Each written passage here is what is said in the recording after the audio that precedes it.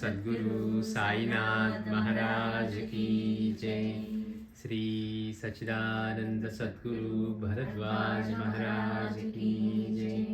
श्री सच्चिदानंद सद्गुरु पूर्णानंद महाराज की जय।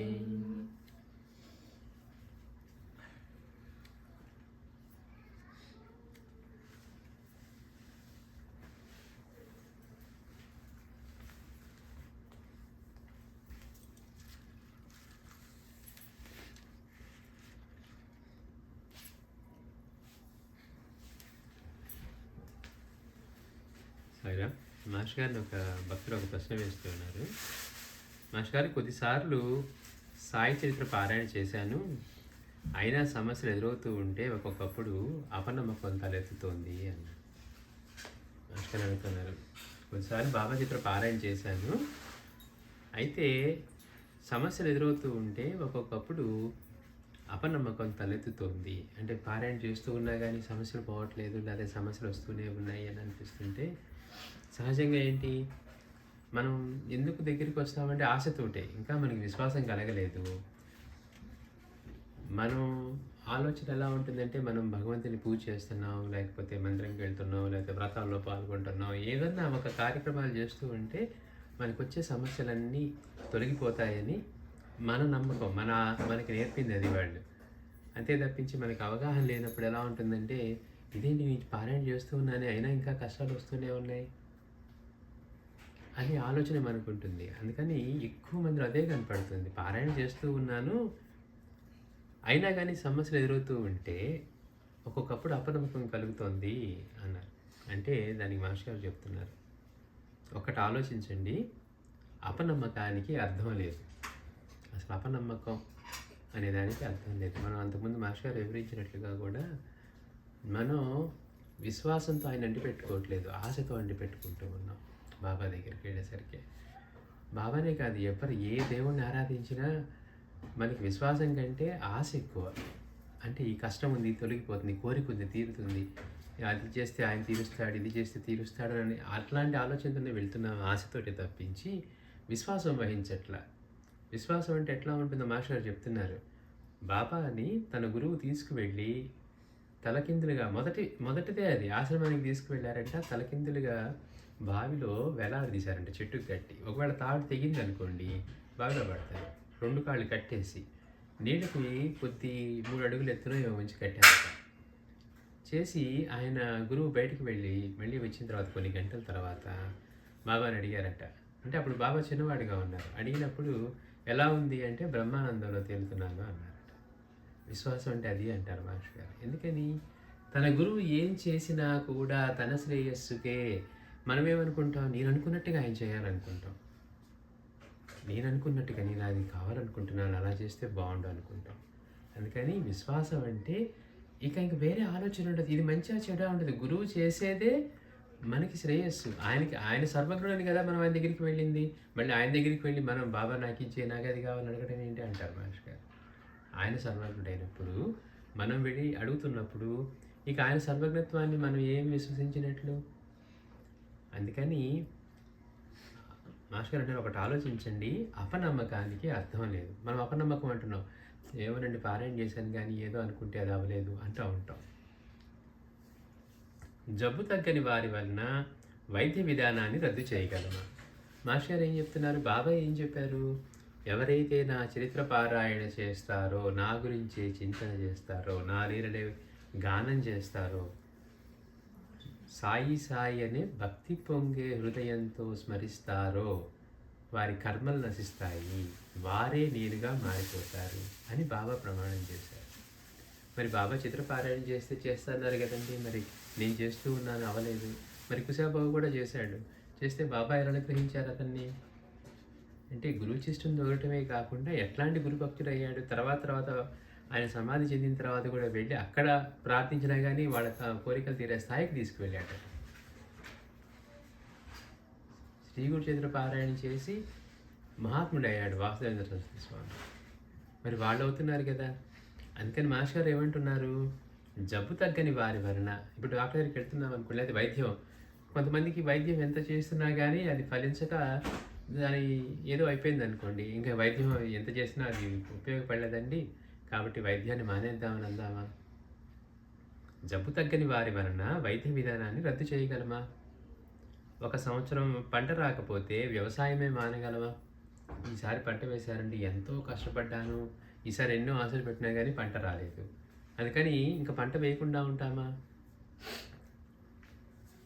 పోనీ అపనమ్మకం వలన కార్యాలు నెరవేరితే అదే సాధ్యమయ్యేది కదా! లేదండి నమ్ముకున్నాను అవ్వట్లేదు. అందుకని ఇప్పుడు అపనమ్మకం ఉంది. పోనీ దాన్ని నమ్ముకుందాం అపనమ్మకాన్ని. పోనీ దానివల్ల పనులవుతాయా? చదువుకుంటే నేను పాస్ అవ్వలేదండి. అందుకని చదువు మానేస్తాను. పాస్ అవుతానేమో అన్నట్టుగా ఉంటుంది. చదివితే ఒకసారి కాకపోతే ఇంకోసారి వాడు సరిగ్గా చదువుకుంటే పాస్ అవ్వటానికి అవకాశం ఉంటుంది పరీక్షకు వెళ్ళటానికి. అందుకని మాస్టర్ గారు అంటున్నారు, అపనమ్మకం వల్ల గనక కార్యాలు నెరవేరితే అది సాధన అయ్యేదే కదా! ఇంత చేసి పారాయణ విశ్వాసాల్లో పెట్టుబడి ఎంత? మనం పారాయణ చేయాలి అనుకున్నాం అనుకోండి, మన శ్రేయస్సు కోసం చెప్పారు ఆయన. మనం పారాయణ చేస్తే బాబా కొరుగుతుందా? మనకు కొరుగుతుందా? ఎవరికి మేలు జరుగుతుంది? ఆయన మన కోసం చెప్తున్నారు. ఆయన చెప్పే సూక్తులు ఆచరిస్తే బాబాకి మేలు కలుగుతుందా? మనకి మేలు కలుగుతుందా? మనకే కలుగుతుంది. కానీ మన అహంకారం వల్ల మనకేమనిపిస్తుంది? ఆయన చెప్తాడు, మనం ఎక్కడ అంటాం? ఒక మాట ఏంటి అంటే కామ్గా వెళ్ళాలంట, మా ఇంట వంట లేదు, 10 అంటే కానీ మేము వెళ్ళమంటాం. అంటే మన అహంకారం బాబా చెప్పిన మాట మన శ్రేయస్సు కోసం అనే విషయం మర్చిపోయి, మనం ఇంకా ఇంకా మన శ్రేయస్సు మీదే మనకి ప్రియం కాదనమాట. అంటే ఏంటి, మనకి శ్రేయస్సు కావాలి, మనం మంచిగా ఉండాలి, మన ఈ జన్మ తర్వాత జన్మకి మంచిగా ఉండాలన్న ఆలోచన కూడా లేకుండా జీవించడానికే మనం సిద్ధంగా ఉన్నాం. మహనీయులు వచ్చి చెప్తే వాటిని మనం స్వీకరించడానికి కూడా సిద్ధంగా లేవు. ఎందుకని? ఇన్నాళ్ళు మనం మన అహంకారానికి అన్ని నీళ్లు పోసి అవి వేసి ఎరువులు వేసి మొత్తానికి ఎంత బలంగా తయారు చేసామంటే ఇప్పుడు వంగదు, కదలదు. అంటే చూడండి ఎంత కష్టంగా ఉంటుందో. మనంతట మనం లేదు, ఈ జీవితంలో ఏదన్నా సాధించాలి అంటే అదిగో గురువు అనుగ్రహం సాధించాలి. డబ్బులు ఇళ్ళు అందరూ సంపాదిస్తున్నారు. మనకంటే కోట్లు ఉన్నారు. ఎవ్వరూ మిగలట్లేదు, తృప్తిగా జీవించట్లేదు. మరి ఇవన్నీ కాకుండా, ఇవన్నీ ఉన్నా లేకపోయినా తృప్తిగా ఆనందంగా జీవించేదలా మార్గం ఏదైనా ఉందా? అరే ఇవేవి కొనకముందు ఇట్లానే ఉన్నాం, ఇవి కొన్న తర్వాత ఇట్లానే ఉంటున్నాం, రేపు ఇంకేమన్నా తెచ్చుకున్నా ఇట్లానే ఉంటాం. అంటే ఎన్ని వస్తువు ఉన్నా మనలో ఇంకా కావాలన్న కొరత మాత్రం పోవట్లేదు. అది బాబా ఇస్తానన్నది. దాన్ని మరచి మనం అనుకున్నది జరగలేదని అపనమ్మకంలోకి వెళ్తున్నాం. అందుకని మాస్టర్ అన్నారు, సరే మీరు విశ్వసించారంటున్నారు, ఇంత చేస్తే మీరు పెట్టే పెట్టుబడి ఎంత అంటున్నారు. చరిత్ర పారాయణ చేయాలి. మనకి సమయం శ్రద్ధ రెండూ ఉన్నాయి అనుకోండి, 1 గంట సేపు సప్తాహం చేస్తాం. లేదనుకోండి ఎక్కడ కుదురుతుందండి 2 వారాలు అంటాం. లేదు ఇంకా ఎలా అయిపోతుందంటే రోజుకొక అధ్యాయం, కొన్నాళ్ళు పోతే రోజుకో పేజీ. అంటే మనం ఎంత పెట్టుబడి పెడుతున్నాం? బాబా చెప్పినట్టుగా ఒక్క విషయమైనా పాటిస్తున్నామా? తినే ముందు ఆయన్ని స్మరించి కృతజ్ఞతగా తింటూ ఉన్నామా? తినే ముందు కాకబలికి బయట పెడుతూ ఉన్నామా? ఒక్కసారి ఇన్ని రూపాల్లో ఆయనే మనకి సేవ చేస్తున్నారని కృతజ్ఞతతోటి ఆయనకి నమస్కారం చేసుకొని ఆయనకి నైవేద్యం చేసి తింటూ ఉన్నామా? లేదు, ఇదంతా మనం చేసుకునేదని తింటూ ఉన్నామా? ఇందులో ఏ ఒక్కటైనా మనం చేసే వృత్తి వల్ల ఒక్క బియ్యం కింద మొలిపించగలమా అన్నారు మాస్టర్ గారు. మనం ఏదో ఆఫీసులకు వెళ్తున్నాం, జాబులు చేస్తాం, ఏవో చేస్తాం. మనం చేసే ఏ పని ఏదన్నా ప్రయోజనం ఉంటుందండి? ఒక్క గింజ మొలవగలదా? అంటే మనం చేసే పనులు ఇవన్నీ వీటి వల్ల నిజంగా ప్రయోజనం లేదు. కానీ వాటిని చూసి వాటి వలన వచ్చే వాటితోటి మనం అహంకరిస్తాం. అంటే కృతజ్ఞతగా జీవించటం అనేది కూడా మర్చిపోతాం, కృతజ్ఞతగా జీవిస్తాం అన్నమాట. అందుకని నిజంగా మనం ఆలోచించుకుంటే అసలు మనం పెట్టే పెట్టుబడి ఎంత? రోజు మొత్తంలో ఎంత సమయాన్ని ఆయనకి వెచ్చిస్తున్నాం? ఎంతసేపటికి మనం అనుకుంటాం, నిద్ర వస్తుందండి, కష్టంగా ఉందండి, అదండి, ఆకలి అవుతుందండి, లేకపోతే స్నానం చేయాలి. ఎంతసేపు మన దేహానికి కావలసినవి లేకపోతే మనకి ప్రియమైన వాళ్ళకి కావాల్సిన వాటి కోసమే చూస్తున్నాం. కానీ నిజంగా ఆయన చెప్పినట్టుగా మన శ్రేయస్సు కోసం బాబాకి ఎంత సమయం కేటాయిస్తున్నాం? ఎందుకది? అంత చేస్తే శ్రేయస్సు మనకి, ఆయనకు వచ్చేది ఏమీ లేదు. మరి నువ్వు 2 పారాయణలు చేసావు, నా అకౌంట్లో పెరిగి నేను బాబా అంటానికి ఏమి ఉండదు. 2 అకౌంట్లు చేస్తే ఆయన అకౌంట్లో మన పుణ్యం పెరిగితే దాంతో ఏమైనా చేయాలని చూస్తూ ఉంటారు ఆయన. అందుకని ఇంత చేస్తే మన పెట్టుబడి ఎంత? నష్టం ఏమొచ్చింది? పారాయణ చేశానండి. ఏమైనా ఖర్చు పెట్టేసామా? ఎవరో ఎక్కడో చెప్పారనుకోండి, మీకు ఈ కష్టం ఉంది. ఓ 10,00,000 పెట్టి విరివిగా యజ్ఞాలు, హోమాలు చేయమన్నారనుకోండి. అయినా కాకపోతే అప్పుడు చెప్పొచ్చు. మీరు అంత ఖర్చు పెట్టి చేయించారండి కాలేదని.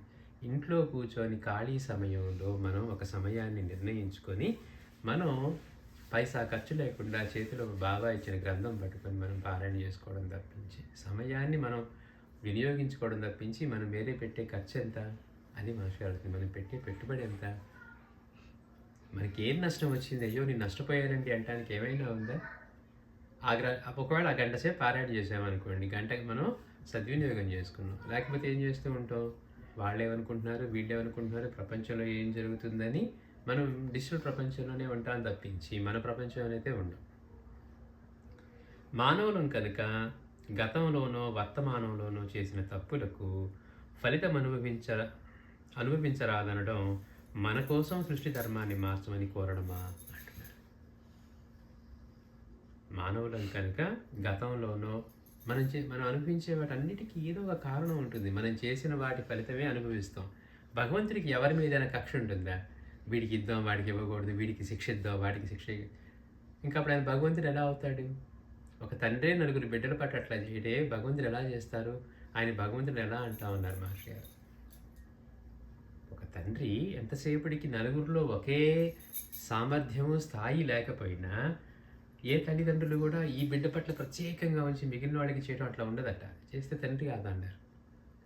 సామాన్యుడికి అలా ఉంటే సర్వులకి తండ్రి అయిన ప్రేమ స్వరూపుడికి ఆయనకి ఎలా ఉంటుంది? అలాంటప్పుడు భగవంతుడికి అసలు అలాంటి ఆలోచన ఎలా ఉంటుంది? వీడిని శిక్షించాలి, వీడిని మాత్రం మనం బాగా చూసుకోవాలి ఉంటుందా? మనకి ఇచ్చిన స్వేచ్ఛని దుర్వినియోగం చేసుకొని, ఇప్పుడు మనకి చెప్తూ ఉన్నారు, 10 మాటలకు ఒక మాటతో సమాధానం చెప్పు. నిన్ను ఎవరన్నా నిందించినా, దూషించినా నువ్వు అక్కడి నుంచి కామ్గా వెళ్ళిపో. అవసరమైతే ఒక మాటతో సమాధానం చెప్పు అని మనం అలాంటి వాటిలో పడకుండా ఉండేందుకు ఆయన మార్గం అందించినా కానీ ఆ సమయంలో ఇవేవి తెలియనట్లుగా, గుర్తులేనట్లుగానే మనం ప్రవర్తిస్తాం. అంటే అట్లా మనకి ఈ తప్పులు చేయకుండా ఉండటానికి అవకాశం ఇచ్చినా కానీ దాని పట్ల మనకి శ్రద్ధ లేకపోవటం వల్ల. అదే చూడండి, మీరు ఎక్కువ ఇది వాడండి, మీరు $1000 కట్టాలంటే ఎంత జాగ్రత్తగా ఉంటాం? అంటే దాని ఫలితం వెంటనే కనపడుతుంది కట్టాలి అని. కానీ మనం నోరు పారేసుకున్నప్పుడు, దూషణ చేసినప్పుడు, వేరుగా మాట్లాడినప్పుడు ఏమవుతుందో, ఎంత పడుతుందో అకౌంట్లో తెలియట్లా. అందుకని ఈసారి చూద్దాంలే అంటాం. అంటే మనకి ఇమీడియట్గా మనకి నొప్పి తెలిసేట్టుగా రిజల్ట్ కనపడుతూ ఉంటేనేమో జాగ్రత్తగా ఉండాలనుకుంటాం. కానీ ఇది మనకు కనపడట్లేదు కదా, అందుకని మనం ఇష్టం వచ్చినట్టుగా అంటే తర్వాత చేద్దాం, ఈసారికి నోరు జారాం కానీ ఈసారి జాగ్రత్తగా ఉందాం అనుకుంటాం.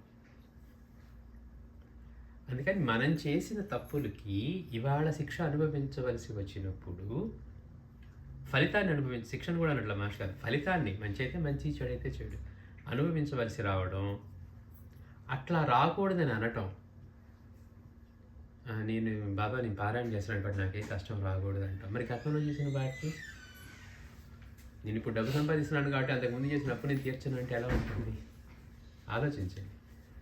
అంతకుముందు మనం అప్పులు చేస్తూ ఏదో నెట్టుకొస్తూ ఉన్నాం. ఇవాళ జాబ్ వచ్చిందండి, నాకు ఈ నెల నుంచి నాకు ఇన్కమ్ ఉంటుంది కాబట్టి నేను అప్పులు కట్టాను అన్నట్టుగా ఉంటుంది. మనం చేసిన వాటిని చెల్లించాలి కదా. మనం ఈరోజు మనకి ఇది ఉన్నా కానీ, అంటే మనం పారాయణ చేసుకుంటూ మనం ఇది చేస్తూ ఉన్నా గతంలో చేసిన వాటి ఫలితం మన అనుభవానికి వచ్చినప్పుడు అనుభవించవలసిందే. కానీ ఇప్పుడు బాబా నేను పట్టుకున్నాం కాబట్టి అవి అనుభవించకూడదు అనటం మన కోసం సృష్టి ధర్మాన్ని మార్చమని కోరడమా అంటున్నారు. అంటే ఏంటి? బాబా మేము తప్పులు చేస్తాం, పాపాలు చేస్తాం, ఇంకోటి చేస్తాం, ఏదైనా చేస్తాం, కానీ మాకు మాత్రం నీవు గ్రంథపారాయణ చేస్తున్నాం కాబట్టి మాకు ఏ శిక్ష పడకుండా చూడు అంటే సృష్టి ధర్మం. మనం చేసిన కర్మను బట్టి మనకి ఫలితం వస్తుంది. మన కోసం ఆయన ఎలా మార్చాలి అంటే ఆయన అలా చేయమని అడుగుతున్నామ్మా.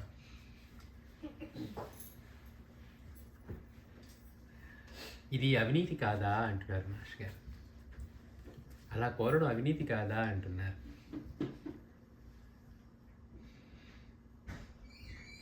తప్పుకి ప్రాయశ్చిత్తము, పరిహారము ఉంటుంది. ఒక తప్పు చేసామనుకోండి, ఆ తప్పుకి ప్రాయశ్చిత్తం చేసుకోవాలి, పరిహారం కూడా ఉండాలి. నలుగురిలో ఒప్పుకోవటం, లేకపోతే జంపులు వేసుకొని మళ్ళీ వాళ్ళ దగ్గర చేయదని వాళ్ళ దగ్గర మనం ఇది అడగటము, ఏదైనా ఒక పరిహారం ఉండాలి. కానీ చేసిన తప్పుకు క్షమ ఎప్పుడెంత చూపించాలన్నది అవతల వారిది కానీ అది ఇప్పుడెంత ఉండాలని నిర్ణయించే హక్కు మనకేముంది? నేను సారీ చెప్పాను కాబట్టి మీరు ఎంత నొప్పి తగిలినా గానీ మీరు వదిలేసేయాలండి. మీరు ఇప్పుడు నా మీద చూపించాలండి. మీరు బాగా బాధ పెట్టాం. ఒక్కసారి అనే మాటతో ఏదో చెప్పామనుకోండి, ఆ బాధ వెంటనే పోతుందా? అయినా గానీ వాళ్ళు మనకి సరిగ్గా సమాధానం ఇవ్వలేదనుకోండి, వాళ్ళెలా ఉండాలి? మనం చెప్పిన దానికి ఎలా రియాక్ట్ అవ్వాలి అనేది మన చేతిలో ఎలా ఉంటుంది? అదే మరి పెద్దవాళ్ళనుకోండి, చిన్నపిల్లలు తప్పు చేస్తే పోనీ తెలియకుండా చేశాడని వదిలేస్తారు. అంటే మాస్టర్ గారు అంటున్నారు, పక్కన వాళ్ళకి ఎంత కరుణ ఉండాలి, ఎంత క్షమ ఉండాలి అనేది మనం ఎట్లా నిర్ణయిస్తాం? చేసిన తప్పుకు క్షమ ఎప్పుడెంత చూపించాలన్నది అవతల వారిది గాని, ఒక్కోసారి ఏంటి మనమే చూడండి, చిన్న తప్పు చేస్తే పిల్లల్ని వదిలేస్తాం. ఒక్కోసారి అదే తప్పుకి ఏదో పెద్ద ఇది చేసినట్టుగా చేస్తాం. అంటే ఆ సమయంలో మనకున్న దాన్ని బట్టి కూడా మనం దాన్ని వ్యక్తపరుస్తూ ఉంటాం. వాళ్ళు చేస్తూ ఉంటారని తేలికగా తీసుకుంటాం. ఒకసారి ఎన్నిసార్లు చెప్పినా గానీ నీకు బుద్ధి లేదా అని చెప్పి అప్పుడు మళ్ళీ అదే పని చేసి ఉండొచ్చు 2 సార్లు కూడా. అంటే ఆ క్షమ చూపించటం అనేది మన మీద ఉంది కానీ, అది చేసిన పిల్లవాడు అదే తప్పు చేశాడు కదా! అట్లాగా మాస్టర్ గారు అంటున్నారు, చేసిన తప్పుకు క్షమ ఎప్పుడెంత చూపించాలన్నది అవతల వారిది కానీ, అది ఇప్పుడు ఎంత ఉండాలి అన్న నిర్ణయించే హక్కు మనకేమున్నది? మన వలన తప్పు జరిగినందువలన బాధపడిన వారి దృష్టిలో చూస్తే సాయి మనల్ని రక్షించడం న్యాయమా? మనం ఏదో ఒక ఇబ్బంది పడుతూ ఉన్నాం, తెలుసుకున్నాం. ఓహో! ఏదో చేస్తే దీనికి ఈ ఫలితం అనుభవిస్తున్నామని. అంటే పక్కన వాళ్ళని ఏదో ఇబ్బంది పరచడమో, లేకపోతే వాళ్ళకి ఏదో భయంకరమైన ద్రోహం చేయటమో ఏదో అనుకోండి. అది తెలిసినప్పుడు మన వల్ల వాళ్ళకి బాధ కలిగి మనకి ఇవాళ దాని ఫలితం వచ్చినప్పుడు దీన్ని తప్పుకోవటం, దీని నుంచి తప్పించమని కోరడం, సాయిని రక్షించమని కోరడం న్యాయమా అంటున్నారు. ఎందుకని వాళ్ళ తప్పు మనకి కనుక ఎవరన్నా చేసి వాళ్ళ శిక్షను బాబా రద్దు చేశారనుకోండి, వెంటనే ఏమంటాం?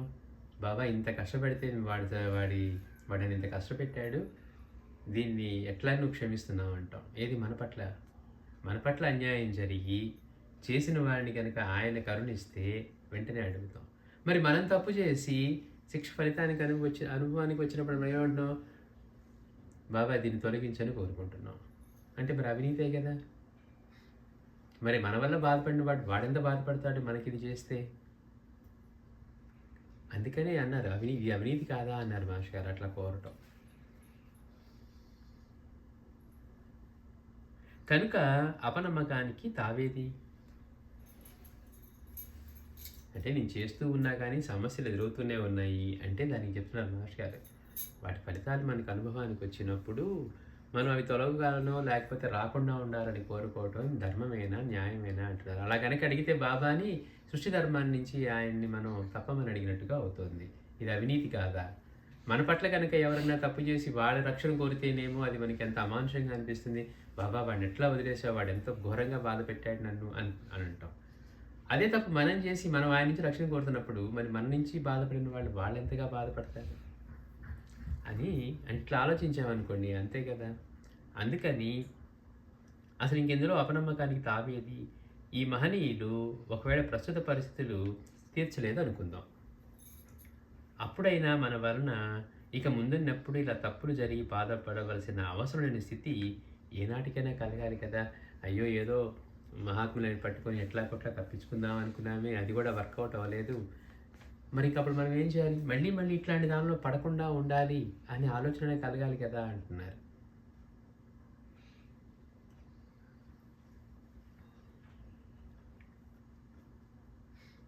అందుకు వారిని ఆశ్రయించడం తప్ప మార్గం ఏమైనా ఉన్నదా? అంటే ఇట్లాంటి తప్పులు చేయకుండా ఆచరించే స్థితి కలగటానికి వాళ్ళని ఆశ్రయించడం కంటే వేరే మార్గం ఏమైనా ఉందా? ఎందుకని మన బలహీనతని మనం జయించలేకపోతున్నాం. మన మనసు మన ఆధీనంలో ఉండదు, తెలిసినట్టే ఉంటుంది, రోజు తప్పులు చేస్తూనే ఉంటాం. చూడండి గమ్మత్, అది తెలిసినట్టే ఉంటుంది కానీ మళ్ళీ ఆచరణలోకి వచ్చేసరికి అవే తప్పులు చేస్తూ ఉంటాం. వాళ్ళని ఆశ్రయించడం కంటే వేరే మార్గం ఏదైనా ఉందా? అపనమ్మకానికి ఆధారమే లేదని గమనించాలి. అపనమ్మకానికి ఏది కూడా ఆధారం లేదని గమనించాలి. మనలోని అధర్మ ప్రవృత్తి స్వార్థాలే అపనమ్మకానికి కారణం. అయ్యో నేను ఆయన అడిగాను చేయలేదు, ఈ కష్టం తొలగించమన్నాను. అది ఆయన చేయలేదు. అందుకని అపనమ్మకం. ఇదంటే ఇప్పుడు దాకా చెప్పుకున్నది ఏంటి? మనలో ఉన్న స్వార్థం. నేను ఎవరిని ఇబ్బంది పెట్టినా నాకు అనవసరం గానీ, నాకు దాని శిక్ష అనుభవానికి వచ్చినప్పుడు మాత్రం రాకుండా బాగా తొలగించాలి. అంటే మాస్టర్ గారు అంటున్నారు, మనలోని అధర్మ ప్రవృత్తి ఇప్పుడు అనుభవిస్తున్నాం అనుకోండి, అవగాహన ఉన్నవాడు ఏం చేస్తాడు? ఏ ఇబ్బంది పెట్టామో ఇది అనుభవించేస్తే పోలా, మళ్ళీ మళ్ళీ కాకుండా. బాబా దీన్ని ఎట్లా కొట్లా భరించే శక్తి నీవు. బాగా దెబ్బ తగిలింది, నొప్పిగా ఉంది, నొప్పి భరించే శక్తి ఉందనుకోండి, దెబ్బ ఉందని కూడా మనకి తెలియదు. మనకి దెబ్బ తగిలింది, నొప్పిగా ఉన్నప్పుడే దాని మీద ఉంటుంది మనసు. దెబ్బ తగిలి గాయమైన దాని నుంచి మనకి ఏ నొప్పి లేకుండా ఊరికే దాని మరణాలు పడింది అనుకోండి, అంటే భరించగలిగిన శక్తి మనకు ఉన్నప్పుడు అవి ఏమనిపిస్తుంది? భరించగలుగుతున్నాం కదా, అదే తగ్గుతుంది అనిపిస్తుంది. లేనప్పుడు మనకి అమ్మ భరించలేనప్పుడు, అందుకని దాన్ని భరించేస్తే పోలా. ఎందుకని మనం చేసిన దాని ఫలితమే కదా. అది పైగా ఎలాంటి ఆలోచన కలిగిస్తుంది? మళ్ళీ మళ్ళీ ఇలాంటి తప్పు చేయకుండా ఉండే ప్రవృత్తి కలగాలి మనకి. దీనికి ఆయన్ని ఆశ్రయించడం తప్పితే వేరే మార్గం లేదు. కనుక మనలోని అధర్మ ప్రవృత్తి, స్వార్థాలే మన అపనమ్మకానికి కారణం. మన వలన జరిగిన తప్పులకు పశ్చాత్తాపం సరిగా కలగలేదనడానికి గుర్తు. ఇంకా మనలో మార్పు రాలేదనడానికి అదే గుర్తు. అవగాహన రాలేదు, పశ్చాత్తాపం కలగలేదు, మార్పు రాలేదు. కేవలం ఏమంటున్నావు? బాబా ఎలాగోలా నేను పారాయణ చేస్తే కానీ ఈ ఇబ్బందిని తొలగించేసే అంటూ ఉన్నావు. అది బాగా కలిగితే అసలు మనిషి ఉపశాంతి కోరలేడు. పశ్చాత్తాపం కలిగిన వాడికి కోరితే అవకున్నా కినుకు వహించలేడు. మనం బాబా చేతిలో సన్నిధిలో చూస్తాం. ఎవరి మీద అయితే బాబా ఒరికి ఆయన చివరి శ్వాస విడిచారో అప్పకపోతే పాటే. బాబా తండ్రి ఆ ప్రమాదవశాన పడ్డాడు, అతని ప్రాణావస్థలో ఉన్న రక్షించమన్నాడు. బాబా ఇప్పుడు నా వల్ల కాదన్నారట. అదేంటయ్యా నువ్వు సర్వసమర్థుడివి, ఎంతమందిని రక్షించావు, నా తండ్రిని ఎందుకు రక్షించావు అని అంతేం పోట్లాడలా. వెళ్ళిపోయాడు ఇంటికి.